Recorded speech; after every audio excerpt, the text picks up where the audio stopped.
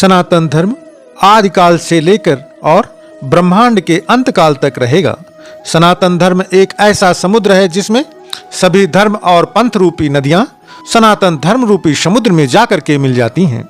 सनातन धर्म में पूजे जाने वाले देवी देवता आज से लाखों वर्ष पूर्व भी उनके मंदिर होते थे और उनकी उसी प्रकार पूजा होती थी जिस प्रकार आज होती है, या यूं कहें कि आज से भी अधिक उनकी पूजा और अर्चना किया जाता था।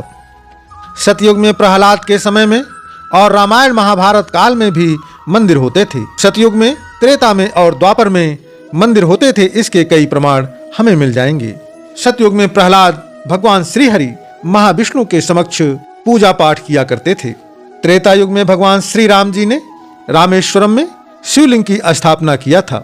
इसका अर्थ यह है कि त्रेता युग में भी शिवलिंग की पूजा की परंपरा रही है। त्रेता युग में माता सीता द्वारा स्वयंवर से पहले गौरी माता की पूजा करना इस बात का प्रमाण है कि त्रेता युग में भी देवी देवताओं की पूजा का काफी महत्व था और उनके घर में अलग अलग पूजा स्थल होते थे।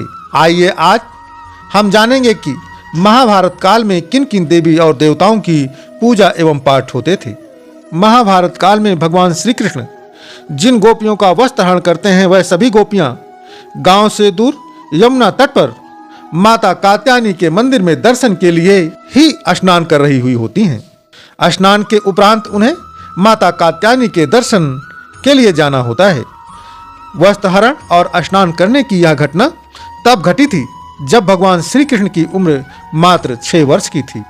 महाभारत में 2 और भी घटनाएं हैं जिसमें रुक्मिणी और अर्जुन के साथ सुभद्रा के भागने के समय दोनों ही नायिकाओं द्वारा देवी पूजा के लिए वन में स्थित गौरी माता अर्थात माता पार्वती के मंदिर का वर्णन मिलता है।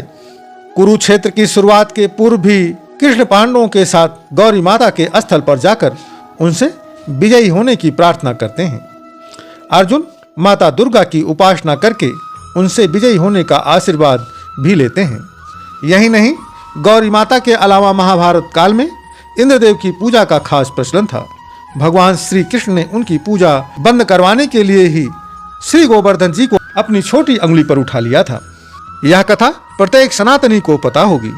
महाभारत काल में ही माता गौरी, शिव और इंद्र के अलावा श्री हरि, महाविष्णु, लक्ष्मी माता, सूर्य, यक्ष, नाग और भैरव की भी पूजा का प्रचलन था।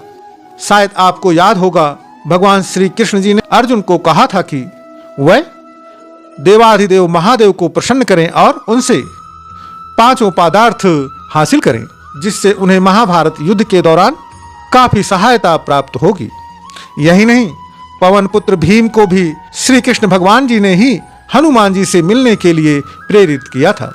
तो आज से लगभग 5,000 वर्ष पूर्व द्वापर युग में इन देवी देवताओं की पूजा होती थी जब किसी और धर्म का पृथ्वी पर कहीं पर नामो निशान भी नहीं था।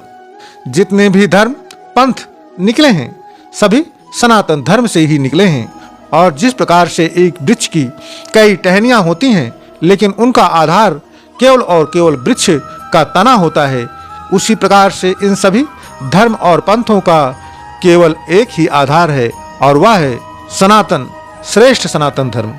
आपको हमारा यह प्रदर्शन कैसा लगा, कृपया अपने विचार को कमेंट के माध्यम से अवश्य प्रेषित कीजिएगा। धन्यवाद। प्रेम से बोलिए जय सनातन, जय श्री हरि महाविष्णु जी की।